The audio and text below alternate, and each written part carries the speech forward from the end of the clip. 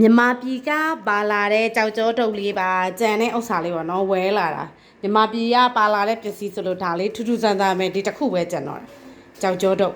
အဲ့ဒါလေးကိုဒီနေ့ကြိုစားတယ်နောက်ဒီနေ့မနေ့ကငါအသားတန်းအောင်သွားတဲ့အတွက်ငါရခဲ့လို့ငါချက်တယ်ငါကြော်နှက်တယ်ဒီညနေကတော့ငါစနေချက်တယ်ငါစနေချက်တယ်ဒါအခန်းထဲမှာပါတဲ့အာဗန်တွေပေါ့နော်အာဗန်ပါတယ်ပေါင်းအိုးကမြန်မာနိုင်ငံတည်လာတယ်ဒန်နီအိုးလည်းမြန်မာနိုင်ငံတည်လာတယ်နော်ဒီမှာဒန်နီအိုးလည်းမြန်မာနိုင်ငံတည်လာတယ်နောက်ပြီးသူ့စီမှာပါတဲ့အိုးခွက်ပကံတွေပါမယ်တောက်ရည်ပါမယ်ဝစ်လျှော်ဇက်ပါမယ်ဂက်မီးဖို့ပါမယ်နော်ပြီးွားညှော်ဆုပ်တက်ဆက်တွေပါမယ်ဒါရေတန်းဆက်တက်ထားတယ်ဒါရေခဲတက်တာပါတယ်ရေခဲတက်တာပါတယ်အဲအားကုန်းပါတယ်နော်အဲအားကုန်းပါတယ်ပန်ငါပါတယ်ပန်ငါဒီမှာအားလုံးပေါင်း3ခုမီးပြတ်သွားတဲ့ခါကျရင်ဥမာမီးပြတ်တဲ့ခါကျရင်အဲအားကုန်းပိတ်သွားရင်ပန်ငါသုံးလို့ရအောင် TV ပါတယ်သူစင်လေးတွေလည်းပါသေးတယ်ထိုင်တဲ့စပွဲကုံပါတယ်ခုံ3လုံးပါတယ်အဲ့လိုလေးပါတယ်ပေါ့နော်တစ်လောက်ရူဘီ4000ခွဲပေးရတယ်အမီတာကတော့ကိုယ့်အကိုစောင်းရတယ်။နောက်ပြီးရေချိုးကအိမ်နာတစ်ခုပါတယ်။ဒါညီမတို့ရဲရောက်ချင်း4လပိုင်း4ရက်နေ့ကရောက်တဲ့ချိန်မှာကြတော့ဘလို့ဖြစ်လဲဆိုတော့4လပိုင်း4ရက်နေ့ကရောက်တော့ပထမဒီအခန်းကမလွတ်သေးဘူးဒီအခန်းဈေးအနှိမ်ဆုံးပဲ။အဲ့ထက်နှိမ်တဲ့အခန်းမရှိတော့အဲ့တော့မလွတ်သေးတဲ့အတွက်ကိုညီမတို့ကသူ့ကိုဘလို့ပြောလဲဆိုတော့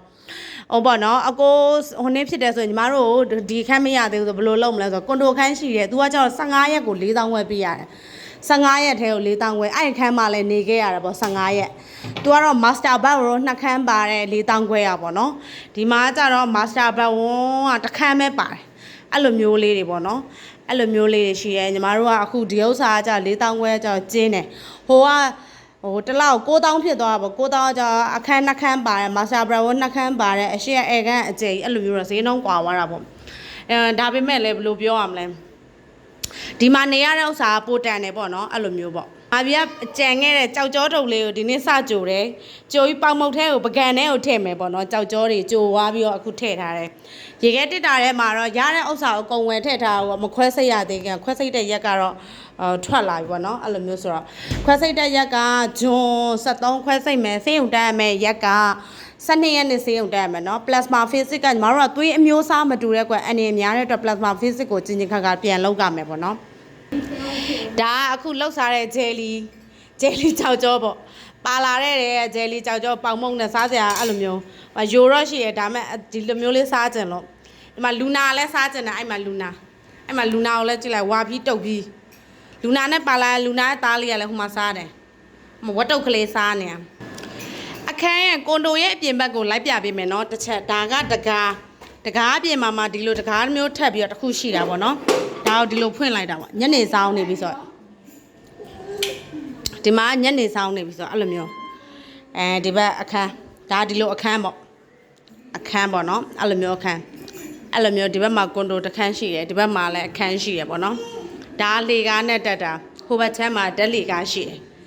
ဒါကကြနည်းနည်းမှောင်နေပြီဆိုတော့လေအဲ့လိုမျိုးဒီဘက်ချမ်းမှာအဝတ်တွေပါထွက်လှမ်းလို့ရတယ်ဘက်ချမ်းပေါ့ဒီဘက်ချမ်းမှာအဲ့လိုပေါ့ဒီဘက်ကကြတော့အပြည့်ဝင်ထွက်တာပေါ့ဆိုင်ကယ်တွေတိန်းထားတဲ့နေရာရှိတယ်ဒီမှာဆိုင်ကယ်အစီးများတယ်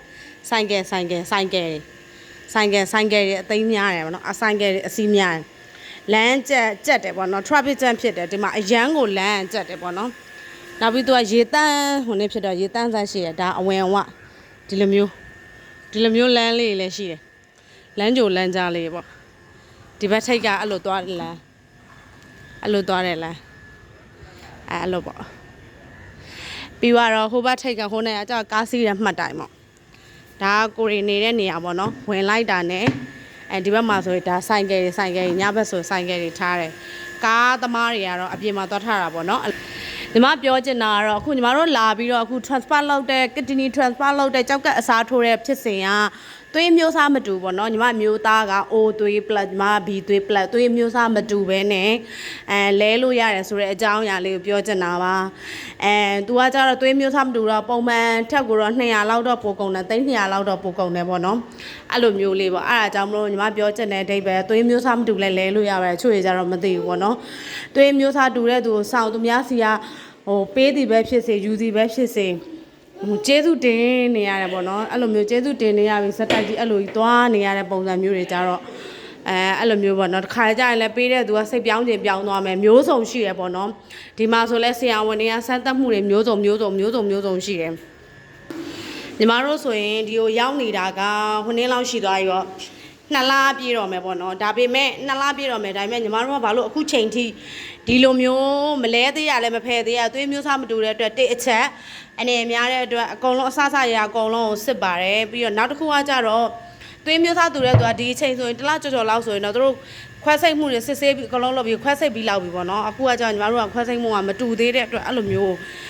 အမျိုးသားမတူတဲ့အတွက်အဆင့်ဆင့်နဲ့စစ်ကပါတယ်နောက်ပြီးတော့ခွဲစိတ်ဆရာဝန်ကလည်းဟိုအပြင်ဟိုနိုင်ငံခြားသွားစရာရှိတယ်ပေါ့နော်သူ့ရဲ့အကိုလားမသိဘူးဆုံးလို့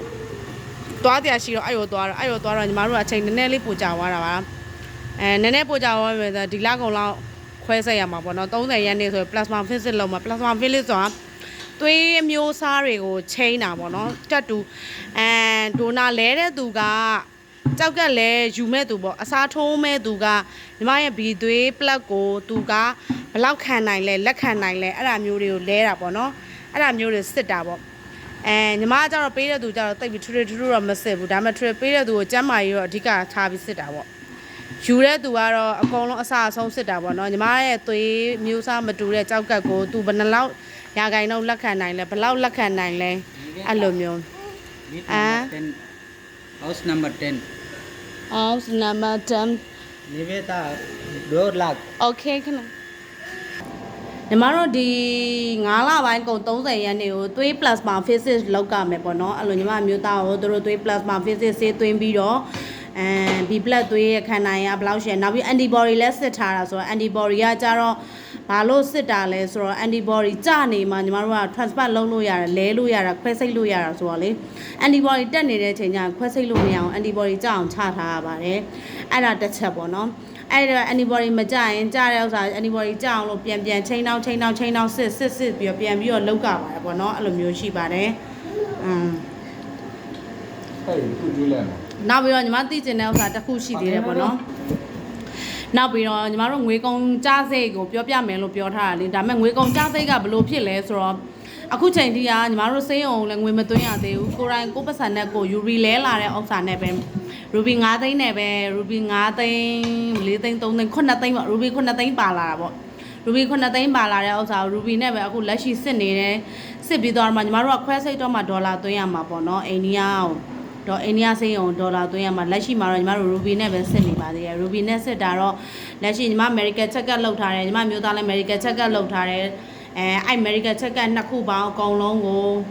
2 သိန်းကျော်လောက်တော့ရှိသွားရူဘီ2 သိန်းကျော်ပဲရူဘီ2 သိန်းကျော်ဆိုညီမတို့မြန်မာငွေနဲ့ဆိုရင်သိန်း100စွန်းစွန်းပေါ့1 သိန်းကို50လောက်ပေါက်တာပေါ့ရူဘီ1 သိန်းကို50ပေါက်တာဆိုတော့သိန်း100ကျော်လောက်ကိုညီမတို့လက်ရှိမှာစေးရုံဝင်ထားတာပေါ့ပတ်ကေတဲ့ပါတဲ့အတွက်ညီမတို့အဲ့မှာစစ်ထားတဲ့ဥစ္စာတွေကလည်းစေးရုံရဲ့ဥစ္စာနဲ့ပဲအကုန်လုံးပြန်ပြီးတော့ minus လုပ်ပြီးပြန်နှုတ်မှာပေါ့နော်အဲ့လိုမျိုးသူကဒေါ်လာ2000နဲ့လောက်တာညှိထားတာဆိုတော့လေဒေါ်လာ2000နဲ့ဆိုတော့ညီမတို့ဒီကမြန်မာပြည်ကဆရာဝန်ရပဲဒေါက်တာတီဟဝန်ရပဲညှိပေးတာပါတကယ်လို့ကြောက်ကအစားထိုးခြင်းတဲ့သူတွေအကုန်လုံးရှိခဲ့ရင်လည်းညီမတို့ဆက်သွယ်လို့ရပါတယ်အကြောင်းစုံသိတဲ့ဥစ္စာကုန်ပေးပေးမယ်နော်အခုကလက်လုံးလုံးမယ်စေသနာနဲ့လုံးမယ်လို့သာပါဇက်ကပြောပြီးတော့လက်တွေ့အားတင်းပြီးလုံးနေတာပေါ့နော်တချို့အရာတွေကကမောက်ကမရှိတဲ့အရာတွေရှိတယ်ပြန်ပြီးတော့အဲ့ဒီအတွက်ကိုလည်းသိခံပေးပါသိခံပြီးကြည့်ပေးပါညီမရဲ့ YouTube subscribe ကိုလည်းလုပ်ပေးပါအဓိက main ကတော့ငွေဝင်ကျလို့လောက်တာလည်းမဟုတ်ငွေဘလို့ရလည်းမသိဘူးကျွန်မသိတာကတော့ကျွန်မတို့လက်တွေ့မြန်မာပြည်မှာခက်ခဲခဲ့တယ်ကျွန်မတို့လာတဲ့အချိန်မှာရွှေလာမင်းစင်းရုံကနေဓာတ်ရဒေစိတ်ကိုဆင်းပြီးဆင်းရတယ်အဲ့လောက်နေတာတည်းအောင်ပြတ်တယ်နောက်ပြီးတော့စေးရုံမှာကျမတို့ပြနေတာကြောက်ကက်ဆင်ရဝင်နောက်ပြီးတော့ညီမအမျိုးသားအဆုတ်ထဲရေဝင်တယ်ဒါပေမဲ့သူတို့ရိုက်တဲ့အချိန်မှာဓာတ်မှန်ထဲမှာ TV လို့ဆွဆွဲထားတာရှိတယ်ညီမပြရဆရာဝန်ကအဆုတ်ထူးကူက TV လို့ဆွဆွဲထားတာရှိရတဲ့အတွက် तू က TV လို့ပြောတဲ့အတွက် तू ကလုံးဝဒီအိန္ဒိယကိုမလာစေချင်ဘူးလေရင်လက်မှတ်ကိုနောက်ဆုံးဆုပ်လို့မရရင်ဖြတ်လိုက်ပါလားလို့ तू ကပြောညီမတို့ကလေရင်လက်မှတ်တွေကကုန်ဖြတ်ပြီးသွားရင်မနဲ့ပဲလေရင်တက်တော်မှာဆရာအဲ့တော့စိတ်ထဲတော့မထားပါနဲ့ညီမတို့သွားမယ်လို့ပြောတဲ့ခါကျမျက်နှာမကောင်းပေါ့နော်သူတို့တွေကညီမတို့ကြောက်ကက်ဆရာဝန်ကတော့သွားလို့အဲ့လိုပြောတယ်ပေါ့နော်အာနဲ့ညီမတို့ကတောက်လျှောက်သွားခဲ့တယ်ပေါ့ကြောက်ကက်ဆရာဝန်သွားလို့ပြောတော့အာနဲ့ကဲသွားပုတ်ကောင်းတယ်ပေါ့နော်မတို့တော့ပုတ်ကောင်းတယ်ပေါ့အဆုတ်ဆရာဝန်ကတော့ तू က TV ယောဂနဲ့ဟိုမှာအချိန်နေကြာမှဆိုလို့ तू ကတော့မသွားနဲ့လို့ပြောတာပေါ့နော်အဲ့လိုပုံစံမျိုးတွေတော့ရှိတာပေါ့အဲ့လိုတွေကိုကြော်ဖြတ်ပြီးတော့မရရအောင်သွားမယ်ကဲကူကုန်လဲကုန်လိုက်တယ်ဒီလဲရောက်တော့အဓိကတော့ဖိုးမရှိဘူးပေါ့အဆုတ်ထဲမှာရေဝင်တာအဆုတ်ထဲမှာရေဝင်ပြီးအဆုတ်ကဖြူခွေးနေအဲ့လိုပုံစံမျိုးတွေဖြစ်သွားတာ တခြားတော့ဖြစ်သွားတာမဟုတ်ဘူးသွေးမတူတဲ့ကြောက်ကနှစ်ခုဆိုတော့လဲအဲ့လိုမျိုး